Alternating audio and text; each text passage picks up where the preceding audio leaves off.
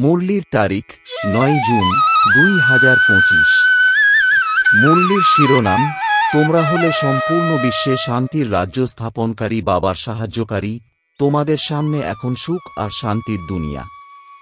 প্রশ্ন, বাবা তাঁর বাচ্চাদের কিসের জন্য পড়ান, এই পড়ার সার কি? উত্তর, বাবা তাঁর বাচ্চাদের স্বর্গের প্রিন্স, বিশ্বের মালিক বানানোর জন্য পড়ান। বাবা বলেন, বাচ্চারা, এই পড়ার সার হল, দুনিয়ার সব বিষয়কে ত্যাগ করো। এমন কখনোই মনে করো না যে আমাদের কাছে কোটি টাকা আছে বা লাখ টাকা আছে, কিছুই কিন্তু সঙ্গে যাবে না। তাই খুব ভালোভাবে পুরুষার্থ করো, পড়ার প্রতি নজর দাও। গীত, অবশেষে সেই দিন এলো আজ। ওম শান্তি। বাচ্চারা গান শুনেছে, অবশেষে এই বিশ্বে শান্তির সময় এসেছে। সবাই বলে, এই বিশ্বে কিভাবে শান্তি আসবে, তারপর যে সঠিক রায় দেয় তাকেই প্রাইজ দেয়। নেহেরুও রায় দিয়েছিলেন, কিন্তু শান্তি তো হয়নি। তিনি কেবল রায় দিয়ে গিয়েছিলেন। বাচ্চারা, এখন তোমাদের বুদ্ধিতে আছে যে কোনো এক সময় এই বিশ্বে সুখ, শান্তি, সম্পত্তি ইত্যাদি সব ছিল। তা এখন আর নেই। আবার এখন তা হতে চলেছে। চক্র তো ঘুরে আসবেই, তাই না? একটা তোমাদের মতো সঙ্গমযুগী ব্রাহ্মণদের বুদ্ধিতেই আছে। তোমরা জানো যে ভারত আবার সোনার হয়ে উঠবে। ভারতকেই গোল্ডেন স্প্যারো অর্থাৎ সোনার চড়ুই বলা হয়। মহিমা যদিও করে, কিন্তু তা এখন কথার কথা। তোমরা তো এখন প্র্যাকটিক্যালে পুরুষার্থ করছ। তোমরা জানো যে আর অল্প দিনই আছে, তাই এইসব নরকের দুঃখের কথা তোমরা ভুলে যাও। তোমাদের বুদ্ধিতে এখন সুখের দুনিয়া সামনে উপস্থিত। আগে যেমন বিলেত থেকে ফেরার সময় মনে হতো আর অল্প সময়ই বাকি আছে পৌঁছাতে, কেননা আগে বিলেত থেকে আসতে অনেক টাইম লাগত। এখন তো এরোপ্লেনে খুব তাড়াতাড়ি পৌঁছে যায়। বাচ্চারা, এখন তোমাদের বুদ্ধিতে আছে যে এখন আমাদের সুখের দিন আসছে, যার জন্য আমরা পুরুষার্থ করছি। বাবা এই পুরুষার্থ অনেক সহজ করে দিয়েছেন। ড্রামা অনুসারে আগের কল্পের মতো এও সার্টেন। তোমরা দেবতা ছিলে, দেবতাদের জন্য কত মন্দির তৈরি হয়েছে। বাচ্চারা জানে যে এই মন্দির ইত্যাদি বানিয়ে কি করবে। বাকি আর কতদিন আছে? বাচ্চারা, তোমরা হলে নলেজের অথরিটি।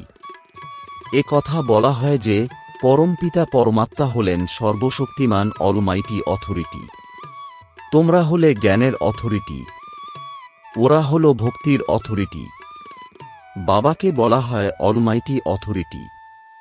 বাচ্চারা, তোমরাও পুরুষার্থের নম্বর অনুসারে এমন হচ্ছ। তোমাদের এই সৃষ্টির আদিমধ্য এবং অন্তের জ্ঞান আছে। তোমরা জানো যে আমরা পুরুষার্থ করছি বাবার থেকে অবিনাশী উত্তরাধিকার নেওয়ার জন্য। যারা ভক্তির অথরিটি, তারা সবাইকে ভক্তির কথা শোনায়। তোমরা হলে জ্ঞানের অথরিটি, তাই তোমরা জ্ঞানের কথা শোনাও। সত্যযুগে কোনো ভক্তি থাকে না। একজনও পূজারী নেই সেখানে, সকলেই পূজ্য। অর্ধেক কল্প হল পূজ্য আর অর্ধেক কল্প পূজারী। ভারতবাসীরা যখন পূজ্য ছিল, তখন স্বর্গ ছিল। এখন ভারত পূজারী, তাই নরক। বাচ্চারা, তোমরা এখন প্র্যাকটিক্যাল লাইফ তৈরি করছ। তোমরা পুরুষার্থের নম্বর অনুসারে সবাইকে বোঝাও, আর তখন বৃদ্ধি পেয়ে থাকো। এই ড্রামাতে তা পূর্ব নির্ধারিত। ড্রামা তোমাদের দিয়ে পুরুষার্থ করায়, আর তোমরা পুরুষার্থ করতে থাকো। তোমরা জানো যে এই ড্রামাতে তোমাদের অবিনাশী পার্ট। দুনিয়া এই বিষয়ে কি করে জানবে? এই ড্রামাতে আমাদেরই পার্ট। যে বলবে সে নিশ্চয়ই বুঝতে পেরেছে যে এই ড্রামাতে আমাদের কিভাবে পার্ট রয়েছে। এই সৃষ্টিচক্র ঘুরতেই থাকে। ওয়ার্ল্ডের এই হিস্ট্রিজিওগ্রাফি তোমরা ছাড়া আর কেউই জানে না। উচ্চ থেকেও উচ্চকে দুনিয়াতে কেউই তা জানে না। ঋষিমুনিরাও বলতো যে আমরা জানি না। নেতি নেতি অর্থাৎ এও না ওটাও না বলতো, তাই না? বাচ্চারা, এখন তো তোমরা জানো যে বাবা হলেন সেই রচয়িতা, যিনি আমাদের পড়ান। বাবা এও বারবার বুঝিয়েছেন যে তোমরা এখানে যখন বসো, তখন দেহি অভিমানী হয়ে বসো। এক বাবাই তোমাদের রাজযোগ শেখান আর এই ওয়ার্ল্ডের হিস্ট্রি জিওগ্রাফি বোঝান। বাবা বলেন, আমি কোনো থট রিডার নই, এত বড় দুনিয়া, এখানে কিভাবে বসে আমি প্রত্যেকের মনের কথা জানতে পারব। বাবা তো নিজেই বলেন, আমি এই ড্রামার সময় অনুসারে আসি তোমাদের পবিত্র করার জন্য। ড্রামাতে আমার যে পার্ট আছে তাই আমি পার্ট প্লে করতে আসি। বাকি আমি কারোর মনের কথা পড়তে পারি না। আমি এ কথাই জানাই যে ড্রামাতে আমার কি পার্ট আছে আর তোমরা কি পার্ট প্লে করছো। তোমরা এই নলেজ শিখে অন্যদেরও শেখাচ্ছ। আমার পার্টই হলো পতীতকে পবিত্র করা। বাচ্চারা, এও তোমরা জানো, তোমরা তিথি তারিখ ইত্যাদি সবই জানো।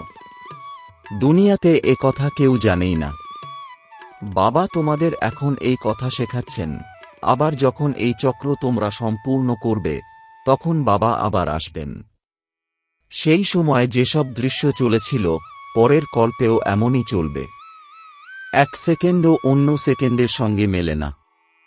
এই নাটক আবর্তিত হতে থাকে। বাচ্চারা, তোমরা এই অসীম জগতের নাটককে জানো, তবুও তোমরা প্রতি মুহূর্তে ভুলে যাও। বাবা বলেন, তোমরা কেবল স্মরণ করো আমার বাবা, তিনি টিচার, তিনি গুরু। তোমাদের বুদ্ধি তাঁর দিকেই চলে যাওয়া দরকার। আত্মা বাবার মহিমা শুনে খুশি হয়। সকলেই বলে, আমার বাবা, তিনি বাবা, আবার টিচারও, তিনিই সত্য। এই পড়াও সত্য এবং সম্পূর্ণ। জাগতিক মানুষদের পড়াশোনা হল অসম্পূর্ণ। বাচ্চারা, তোমাদের বুদ্ধিতে তাই কত খুশি হওয়া উচিত। বড় পরীক্ষা যারা পাশ করে তাদের বুদ্ধিতে বেশি খুশি থাকে। তোমরা কত উচ্চ পাঠ গ্রহণ করো, তাই তোমাদের কত খুশির নেশা থাকা উচিত। ভগবান বাবা, অসীম জগতের বাবা আমাকে পড়াচ্ছেন। তোমাদের রোমাঞ্চিত হওয়া উচিত। সেই এপিসোডই আবার রিপিট হচ্ছে, এ কথা তোমরা ছাড়া আর কেউই জানে না। ওরা কল্পের আয়ু বাড়িয়ে দিয়েছে। তোমাদের বুদ্ধিতে এখন ৫,০০০ বছরের গল্পের এই সম্পূর্ণ চক্র সর্বদা ঘুরতে থাকে, যাকে সদর্শন চক্র বলা হয়। বাচ্চারা বলে যে অনেক ঝড় আসে আর আমরা ভুলে যাই। বাবা বলেন, তোমরা কাকে ভুলে যাও? যে বাবা তোমাদের ডবল মুকুটধারী এই বিশ্বের মালিক বানান, তোমরা তাকে ভুলে যাও। দ্বিতীয় অন্য কাউকে তো ভুলে যাও না। স্ত্রী, সন্তান, কাকা, মামা, আত্মীয় পরিজন সকলেই তো তোমাদের স্মরণে থাকে। বাকি এই বিষয়কে তোমরা কেন ভুলে যাও? তোমাদের যুদ্ধ এই স্মরণেই, যত সম্ভব তোমাদের স্মরণ করতে হবে। বাচ্চারা, তোমাদের উন্নতির জন্য ভোরবেলা উঠে বাবার স্মরণে তোমাদের ভ্রমণ করতে হবে। তোমরা ছাদে বা বাইরের ঠান্ডা হাওয়ায় যাও। এখানে এসেই বসতে হবে এমন কোনো জরুরি নেই। তোমরা বাইরেও যেতে পারো, ভোরের সময় কোনো ভয় ইত্যাদির বিষয় থাকে না। বাইরে গিয়ে হাঁটতে থাকো। নিজের সঙ্গে এই নিয়ে কথা বলো, দেখি কে বাবাকে বেশি স্মরণ করতে পারে। তারপর তোমাদের বলা উচিত যে কত সময় আমি স্মরণ করেছি। বাকি সময় আমাদের বুদ্ধি কোথায় গেছে। একেই বলা হয় একে অপরের থেকে উন্নতি করা। তোমরা নোট করো কত সময় বাবাকে স্মরণ করেছ। কিভাবে অভ্যাস করতে হবে বাবাই বলে দেন। এই স্মরণে তোমরা যদি 1 ঘন্টাও হাঁটতে থাকো তাও পা ব্যথা করবে না। এই স্মরণে তোমরা কত পাপ মুক্ত হবে। চক্রকে তো তোমরা জানোই। তোমাদের বুদ্ধিতে এখন রাত দিন এই কথাই আছে যে আমরা এখন ঘরে ফিরে যাচ্ছি। তোমরা পুরুষার্থ করো, আর কলিযুগের মানুষ এ কথা একটুও জানে না। তারা মুক্তির জন্য কত ভক্তি করে। এখানে অনেক মত আছে। তোমাদের মতো ব্রাহ্মণদের হল এক মত। যারা ব্রাহ্মণ হয় তাদের সকলের জন্য হল শ্রীমত। তোমরা বাবার শ্রীমতে দেবতা হও। দেবতাদের কোনো শ্রীমত নেই। তোমরা ব্রাহ্মণরাই এখন শ্রীমত পাও। ভগবান হলেনই নিরাকার, যিনি তোমাদের রাজযোগ শেখান, যাতে তোমরা রাজ্যভাগ্য নিয়ে এই বিশ্বের কত বড় মালিক হও। ভক্তিমার্গে এই বেদশাস্ত্র ইত্যাদি কত অনেক বই আছে, কিন্তু এক গীতাই হল কাজের। ভগবান এসে তোমাদের রাজযোগ শেখান। একেই গীতা বলা হয়। তোমরা এখন বাবার কাছ থেকে পাঠ গ্রহণ করো, যাতে তোমরা স্বর্গের রাজত্ব পাও। যে পড়েছে সেই তা নিতে পেরেছে। ড্রামাতে তো পার্ট নির্ধারিত রয়েছে, তাই না? জ্ঞান শোনানোর জন্য জ্ঞানের সাগর একমাত্র বাবাই আছেন। তিনি এই ড্রামার নিয়ম অনুসারে কলিযুগের অন্তে এবং সত্যযুগের আদিতে এই সঙ্গম যুগেই আসেন। কোনো বিষয়েই তোমরা দ্বিধাগ্রস্ত হও না। বাবা এনার মধ্যে এসে পড়ান, আর কেউই এমন পড়াতে পারে না। এই দাদাও যদি অন্য কারোর কাছে পড়ত, তাহলে আরও অনেকেই তাঁর কাছে পড়ত। বাবা তো বলেন, এই গুরু ইত্যাদি সকলের উদ্ধার করতে আমিই আসি। বাচ্চারা, তোমাদের এইম অবজেক্ট এখন সামনে উপস্থিত। আমরা এমন তৈরি হই, এই হল নর থেকে নারায়ণ হওয়ার সত্য কথা। এর মহিমাই ভক্তিমার্গে চলতে থাকে। ভক্তিমার্গের নিয়ম চলেই আসছে। এখন এই রাবণ রাজ্য সম্পূর্ণ হবে। তোমরা এখন দশহরা ইত্যাদিতে যাবেই না। তোমরা তো বোঝাবে যে এরা কি করে। এ তো বাচ্চাদের কাজ। বড় বড় লোকেরাও দেখতে যায়। রাবণকে কিভাবে দহন করে, একে কেউই বলতে পারে না। এ তো রাবণ রাজ্য, তাই না? দশহরা ইত্যাদিতে মানুষ কত খুশি পালন করে, যাতে তারা রাবণকে জ্বালিয়ে এসেছে, কিন্তু দুঃখই পেয়ে এসেছে, কিছুই বুঝতে পারে না। তোমরা এখন বুঝতে পারো যে আমরা কত অবুঝ ছিলাম। রাবণ তোমাদের অবুঝ করে দেয়। তোমরা এখন বলো, বাবা আমরা অবশ্যই লক্ষ্মীনারায়ণ হব। আমরা কম পুরুষার্থ করবই না। এ হল একমাত্রই স্কুল যেখানে পড়া খুবই সহজ। বৃদ্ধা মাতারা যদি আর কিছু স্মরণ নাও করতে পারে, তাহলেও কেবল বাবাকেই স্মরণ করবে। মুখে তো মানুষ হে রাম বলেই। বাবা একটা খুব সহজ করে বলেন যে, তুমি হলে আত্মা, পরমাত্মা। বাবাকে যদি স্মরণ করো তাহলে তোমার তরি পার হয়ে যাবে। তোমরা কোথায় চলে যাবে? শান্তিধাম আর সুখধাম। আর সবকিছুই তোমরা ভুলে যাও। যা কিছুই এতদিন শুনেছ বা পড়েছ, সেই সব ভুলে নিজেকে আত্মা মনে করে বাবাকেই স্মরণ করো, তাহলে বাবার থেকে অবশ্যই অবিনাশী উত্তরাধিকার প্রাপ্ত করবে। বাবার স্মরণেই পাপ মুক্ত হওয়া যায়। এ কত সহজ। এমন বলাও হয় যে, ভ্রুকুটির মাঝে ঝলমল করে এক তারা। তাহলে খুব ছোট আত্মাই তো হবে, তাই না? আত্মাকে দেখার জন্য ডাক্তাররা অনেক চেষ্টা করে, কিন্তু তা খুবই সূক্ষ্ম। হট ইত্যাদি যোগের দ্বারাও কেউই দেখতে পায় না। বাবাও এমনই এক বিন্দু। তিনি বলেন, তোমরা যেমন সাধারণ, আমিও তেমনই সাধারণ হয়েই তোমাদের পড়াই। কেউ কিভাবে জানবে যে এনাকে ভগবান কিভাবে পড়ান? কৃষ্ণ পড়ালে তো সম্পূর্ণ আমেরিকা, জাপান ইত্যাদি সব দিক থেকে পড়তে এসে যাবে। তার মধ্যে অনেক আকর্ষণ আছে। কৃষ্ণের প্রতি তো সকলেরই প্রেম আছে, তাই না? বাচ্চারা, তোমরা তো এখন জানো যে আমরাও তেমনই তৈরি হচ্ছি। কৃষ্ণ হলেন রাজকুমার, তাকে কোলে নিতে চাইলে তো পুরুষার্থ করতে হবে। এ তো কোনো বড় কথা নয়। বাবা তাঁর বাচ্চাদের স্বর্গের প্রিন্স, বিশ্বের মালিক বানানোর জন্যই পড়ান।